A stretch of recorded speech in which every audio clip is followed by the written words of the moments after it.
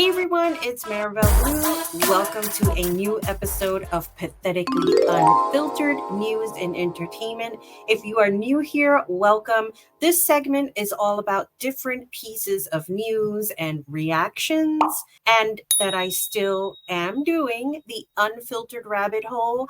I finally chose a topic, and I will reveal that at some point. I am in the middle of doing research for that topic. I'm starting to wonder if it's going to become like a 3-part series because it's so much to cover within this genre of history of. So I will be launching that. I don't know. It's going to be a while. And if you are not new, welcome back. I enjoy having you here. And I hope you enjoy this new segment called Pathetically Unfiltered, where we are talking about different pieces of crazy, weird news, people that are just outright pathetic. So let's jump right into it. Not that kind of jump. I'm talking about normal jump. Let's get into it. So let's talk about Clay Higgins. He is a U.S. representative for Louisiana, and he put out some crazy tweet. And here's the thing that I mentioned on my last segment, and I've mentioned time and time again on my coaching channel, on this channel, people lack the quality of critical thinking skills. It's almost frightening how people just decide, well, I'm going to tweet this and not really like read it back to themselves, think about what it is that they're saying or tweeting or whatever, or Xing, because, you know, we all know that Elon Musk now owns Twitter and he's made it a cesspool of junk and garbage that people are spewing. And once he purchased it, I used it maybe, I don't know, 5 times in the time since he acquired it. I locked all my accounts. I have zero interest in using it. I will not purchase to verify myself. I don't need to verify myself for thousands of people that are basically irrelevant to me in my life. And I'm talking about that platform specifically. I'm not saying that other social media platforms are way better. Social media is what it is. It's going to have different personalities, different types of people who are just not in their right mind. And Clay Higgins is one of those people. He put out this tweet, LOL. Now, my thing, when you start off with anything that says LOL, I promise you that what's going to come after is not going to be nice. So this is what he said, LOL. These Haitians are wild, eating pets, voodoo. And I think he spelled voodoo wrong because I know I did my rabbit hole on this and I talked about voodoo. Nastiest country in the Western Hemisphere, cults, slapstick gangsters, but damn if they don't feel all sophisticated now, filing charges against our president and VP. The president that I know that we have now is Joe Biden. And I know Joe Biden did not get sued because he didn't say anything about cats and dogs. All these thugs better get their mind right, and they're ass out of our country before January 20th.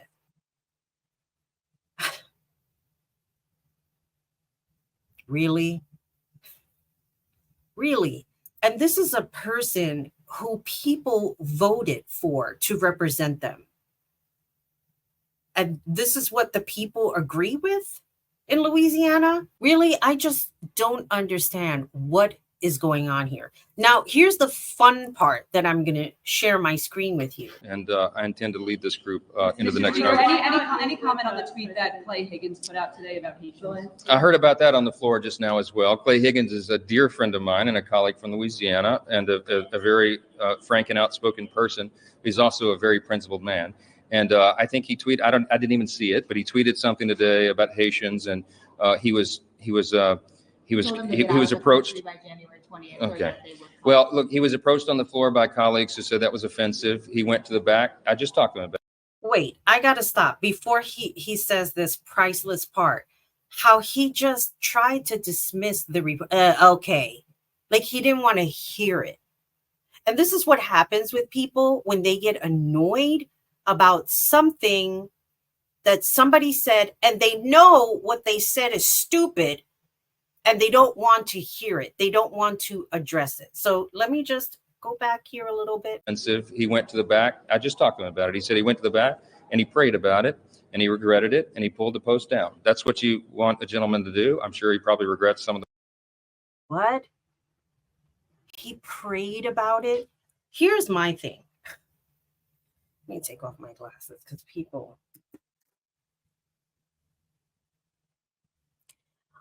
A lot of people may not know this about me, but when I was a teenager, I took on being a part of the Catholic Church. I was very, very invested in my parish.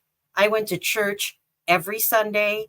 I was involved with the choir. I was involved with Sunday school. When I tell you I was involved, I was very, very involved. And the church is all about business. How are we going to make money? What, tax free, but the non-for-profit, they still got to make a profit, right? In order for the building to exist, for them to supply the wine, whatever, the bread that needs to be blessed, all of that good stuff.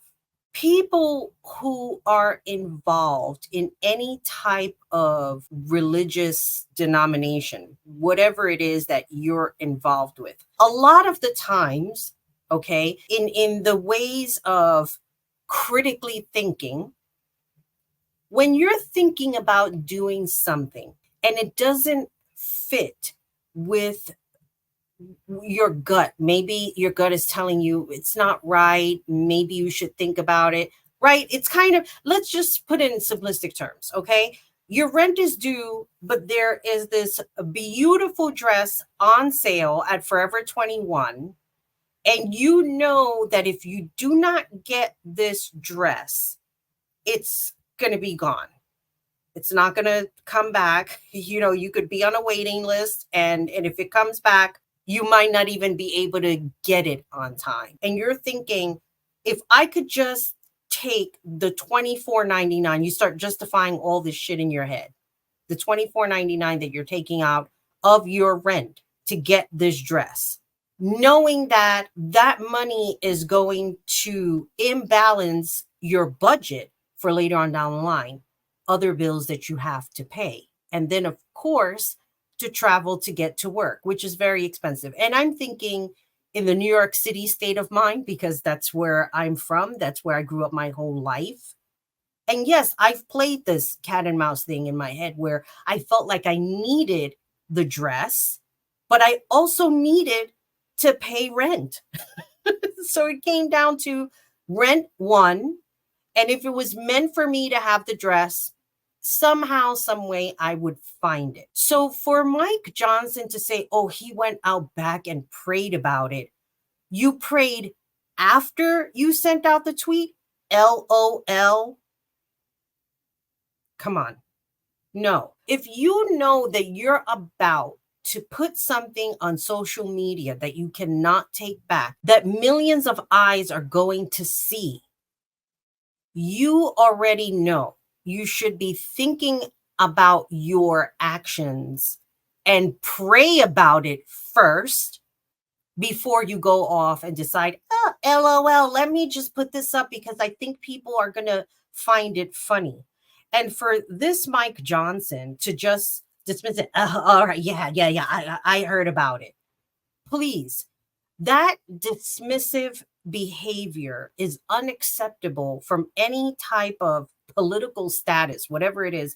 And again, I don't want this whole show to be about politics. I am just sharing thoughts and news, etc. So my take on this is the levels of stupidity. Why would you even do that? If you claim to be such a religious person, you would know already what you're putting out there is wrong and unprofessional and unacceptable. And mind you that there are people who are religious, who don't behave this way. So I really don't want to lump everybody together in the sense of, well, all Christians think alike. They all think the same, because I have seen preachers put up their own TikToks about, we are not like these people.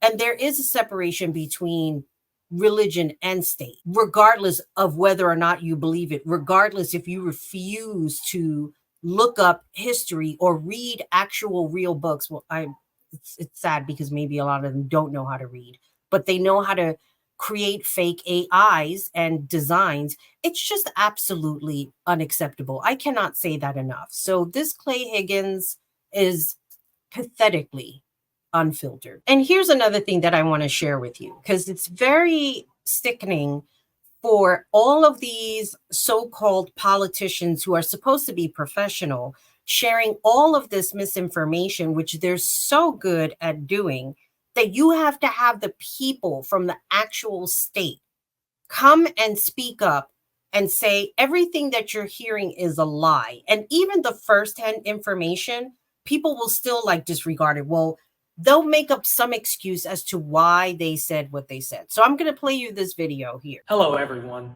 My name is Brian Heck, City Manager for the City of Springfield, Ohio. Springfield is a dynamic community with many positive attributes.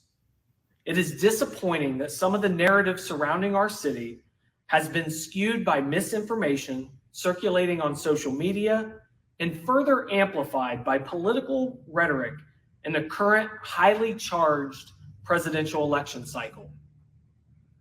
Our Springfield community is making notable progress that contributes to its growing appeal among new residents, including immigrants. This development is underpinned by our city's diverse and robust industrial base that encompasses the technology, automotive, food production, and distribution sectors. The growth in our workforce population has supported the expansion of local businesses, contributing to the stabilization of our local economy.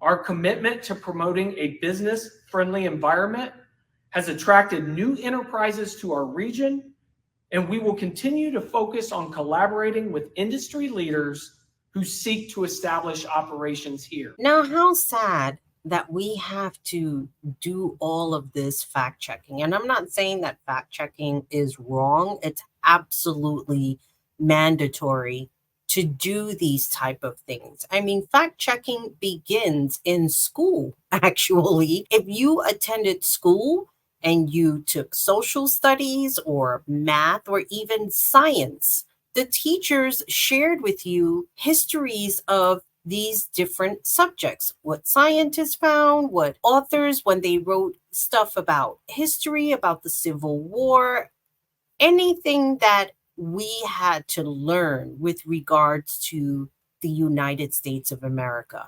When you did a book report, you had to use your resources. Now, when I was doing book reports, I didn't have the internet. I had what they called an encyclopedia, and I had to look up different parts of the encyclopedia in order for me to put my book report together and not just to invent shit because I didn't feel like doing my book report. So for anyone to get upset over this fact checking, like, get over yourself. That's just insane.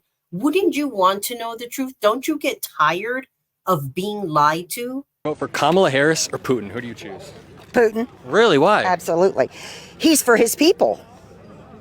He is for his people. You don't think Kamala is? Oh, hell no. Interesting. So you think the country would be better off under a rule like a Kim Jong-un or somebody, or Vladimir Putin? Hey, I love Russia. You do? Why? Yeah, it's beautiful. The people are wonderful. What are your main sources of news? Okay. I have numerous sources of news, but I don't watch mainstream. What do you watch? Russia Today? Russia Today? No, never heard of that. What do you watch?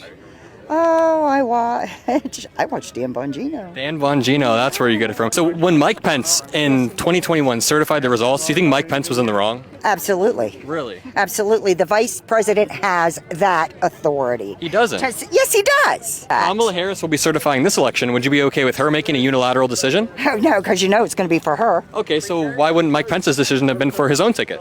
Because he was bought off. By who? The deep state. Speaking of being lied to, let's move on to the debate and what happened with JD Vance, who was very good at gaslighting. When Iran shot down an American aircraft in international airspace, Donald Trump tweeted, because that's the standard diplomacy of Donald Trump. Donald Trump actually delivered stability in the world, and he did it by establishing effective deterrence. Senator Vance has said that there's a climate problem in the past. Donald Trump called it a hoax. And I commit that when Donald Trump is president again, the government will put the citizens of this country first when they suffer from a disaster. The real family separation policy in this country is unfortunately Kamala Harris's wide open southern border. Donald Trump had 4 years. He had 4 years to do this. Less than 2% of that wall got built, and Mexico didn't pay a dime. The rules were that you guys weren't going to fact check. We have so much to get to, Senator. On the books since 1990. Gentlemen, the audience can't hear you because your mics are cut. Because you've got to play whack-a-mole, and then you simultaneously got to defend Kamala Harris's atrocious economic record. Kamala Harris has said to do the things she wants to do. We'll just ask. It is so sickening. When I was watching the debate, I realized that JD Vance was literally gaslighting. And what he was doing was, there was something that he said. He was talking about suppressing free speech. Where is he coming up with this? Because this is exactly what they want to do with Project 2025. He is telling people, oh, our free speech is getting suppressed. And they're going around saying they're trying to change everything to a communist country. No, you're doing that. You are. There's nothing good in Project 2025. Nothing at all. And I'm going to share a personal story with you. Right? I was working for this company. I got let go back in August. We'll call them the Three Stooges, but I have my own personal names for them and not affiliated with the Three Stooges. First, we have Chester and Spike. And if you remember the cartoon in Tom and Jerry, Chester was the little dog who followed Spike all over the place. And Chester never missed the mark when it came to chasing after Spike.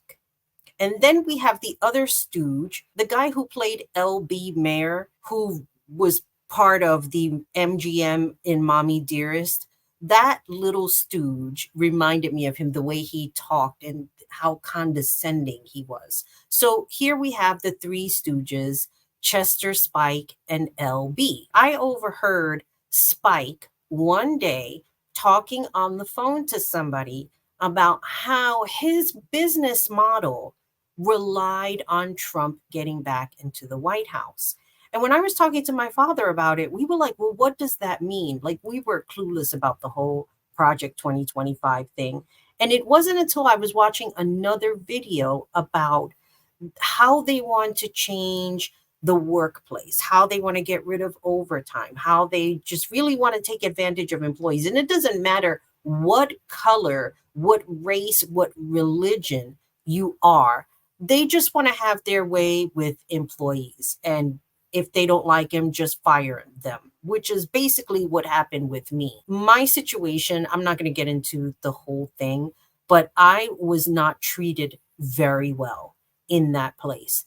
And to hear the racist rhetoric, and this is me coming from New York City, who never heard anything like that in my life. And I'm not saying that there aren't racist people in New York City, but when you're hearing it from somebody and you're just in earshot of the things that they're saying and not even ashamed of what it is that they're saying, you know that something is wrong. So I'm glad I'm not there, because it was just really, really bad. But when you think about it in retrospect, how this person is talking about, oh, well, my business model relies on Trump getting back into the White House so that you can basically abuse your employees, is what you're saying, what you want to do.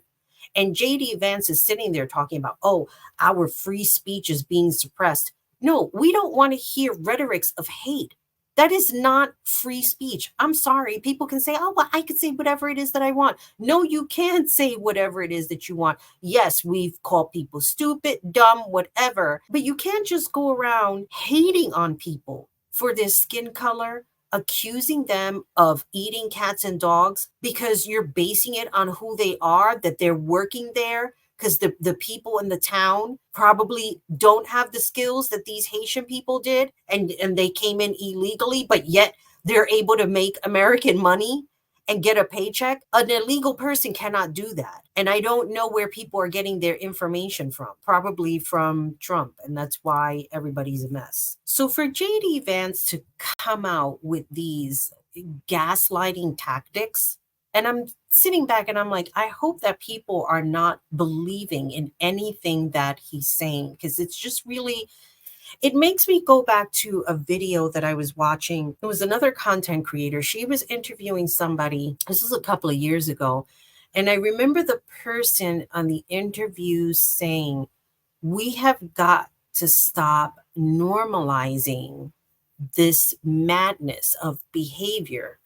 And it was so powerful to me. I had to write it down. I mean, that's not exactly what she said. She did express the normalization of crazy, and like how people are, well, I'm crazy and that's okay. Well, I think conspiracy theories are real and that's okay. Well, I think that Big Brother is watching me and they're watching my house and that's okay that I think that way. And then you take those crazy thoughts and you tell somebody else about it.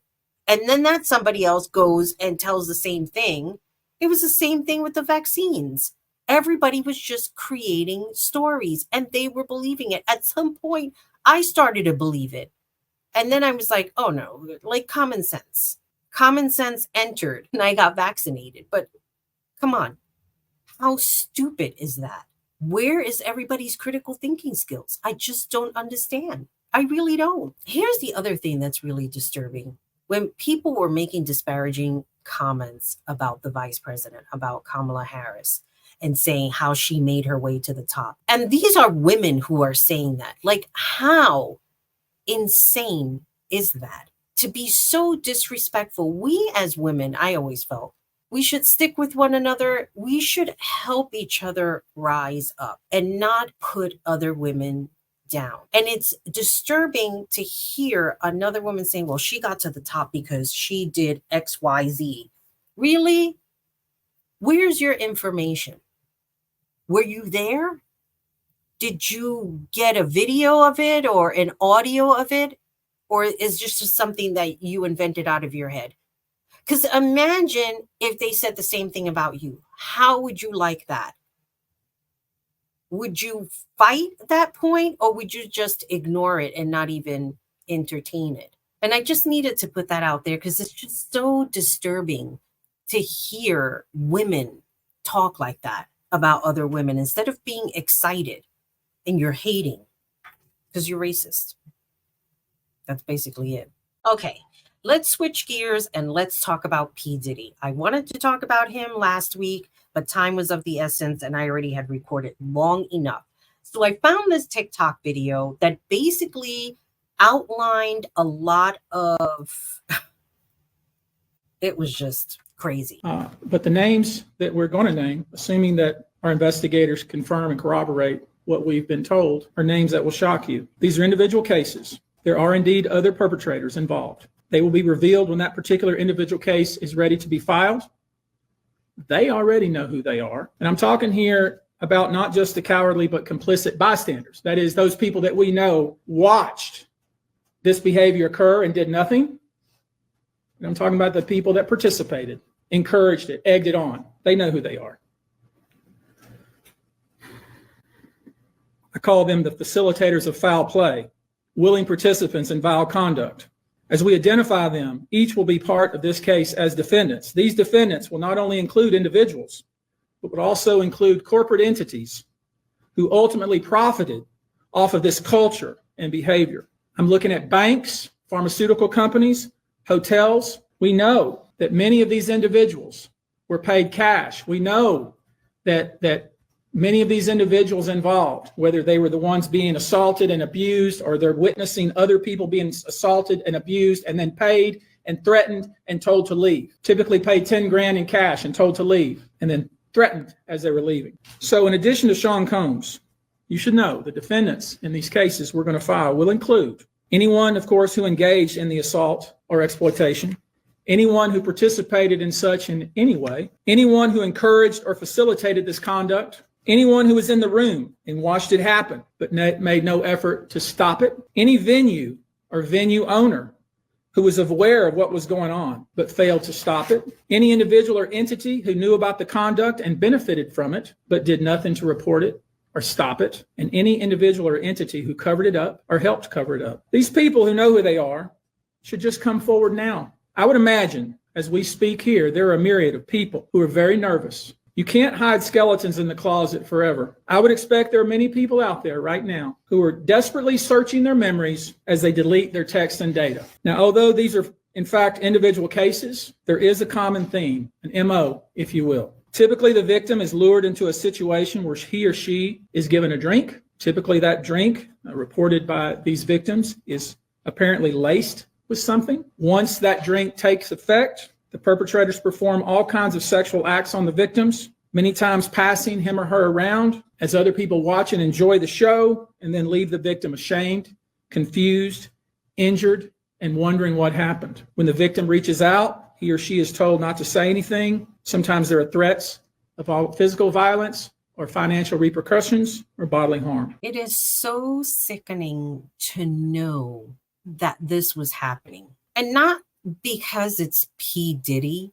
It's just sickening to know that people are capable of these heinous crimes. And then on top of that, when they have money in their pocket, they think they are invincible and they're not going to get caught. And I know that everybody has seen that video of him chasing after some girl in a towel and he's kicking her.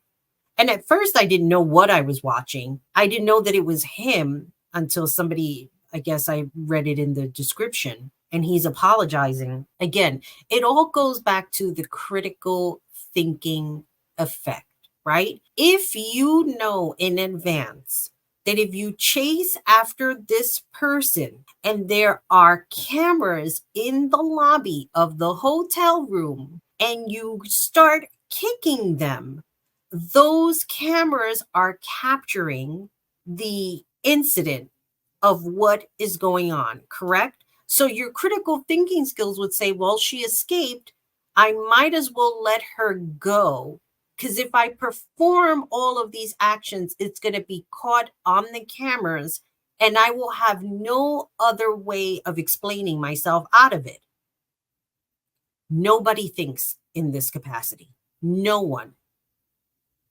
And P. Diddy is in very, very big trouble. Now, I don't know all of the details. I have read a lot of things in passing, so I'm not going to list everything here. But know that what this man said when he was like, we know who you are, we have the names, if you're sitting there recalling and deleting whatever, like, don't even bother. Because who knows how long this investigation has been going on underground and how much evidence these people already have against P. Diddy and everybody else. So you might as well come forward. Now, I had seen something earlier on Instagram where they were talking about that the reason why Ben Affleck, and again, let me just say from the top, this is all alleged. This is something I saw on Instagram. The reason why Ben Affleck broke up with Jennifer Lopez was because he didn't want to be affiliated with what was going down with P. Diddy. Whether that's true or not, okay? Because let's just know that Ben Affleck is not a saint. Yes, he has his problems and he's not a perfect human being. None of us are. But for anybody to put out there, well, she knows something and he didn't want to be affiliated with that, we don't know how true that is. I have never been a fan of Jennifer Lopez. I really appreciated her playing her part in Selena, but then she thought that she was Selena in some sort of way and going out and performing and not really singing. And I kind of got lost from there because I couldn't follow up with that. But more will be revealed, I guess. And if she does know something that's going on, maybe she can turn her reputation around and say, I witnessed this or that, whatever the case was, because I'm sure she doesn't want to be on the other side where she is not trying to be in jail. and I'm not saying that's what's going to happen. You know, in the world of celebrities, there's so much underground stuff that happens, I guess. More will be revealed. And now let's close out with these AI images that Trump and his cronies have been putting out. How is anybody okay with this? I will just never understand. The whole AI images of him doing rescue, we all know that's not happening. The AI images of little girl crying with her puppy. I mean, clearly they're all AI. I'm part of a bunch of platforms. I create my own AI for my purposes, for video purposes, whatever, when I'm working on the Unfiltered rabbit hole that I want to create something to put there and not use copyrighted images. I make it a point to let people know that it's AI images. It is my responsibility to let people know that. And for anybody to put this out there and say, oh, this is real, it's not real. Why is it that people feel the need to con other people? It's almost like an alternative universe where conning people was unethical and wrong. Now everybody seems to try and normalize, going back to what that girl said. We need to stop normalizing this behavior like it is okay. It's not okay. It's not okay to share these type of images and say that it's real and con a public. Like, how stupid do you think people are? And then here's the other thing. Then he got upset. Trump didn't want to do a 60-minute interview. One would think if you're running for the president of the United States, you would want to put yourself out there to the public, especially for people, the majority of the land who can't stand you, to try and change people's minds, which my mind will never be changed, and put yourself out there in an interview. And you're like, no, because Leslie Stahl upset me and you owe me an apology because they were mean to me. What do you think? This is Pretty Woman? Wake up, time to shop. Now, if you have any trouble using this card, have them call the hotel, all right? More shopping. Mm-hmm. I'm surprised you didn't buy more than one dress yesterday. It wasn't as much fun as I thought it was going to be. Why not? They were mean to me. Mean to you? How stupid is this? It's very, very stupid and immature. And anybody, and let me tell you something, I am not speaking to a lot of people anymore because of this whole mindset of thinking that being crazy and thinking crazy is okay. It's not okay. It was never okay. It's good to critically think. It's good to educate yourself. It's good to have knowledge and to be able to use that knowledge to help people. And it's extremely pathetic for anybody to behave like the world revolves around you. I honestly cannot wait until this whole thing is over and we are saying, Madam President Harris, and this man can just go away in a dismal jail like Bernie Madoff did, because what he's doing is no different from what Bernie Madoff did. And how sad to be remembered with that type of reputation. Anyway, I'm going to be working on more news stuff, and as well as a new Unfiltered Rabbit Hole episode 3, which I hope you'll join me.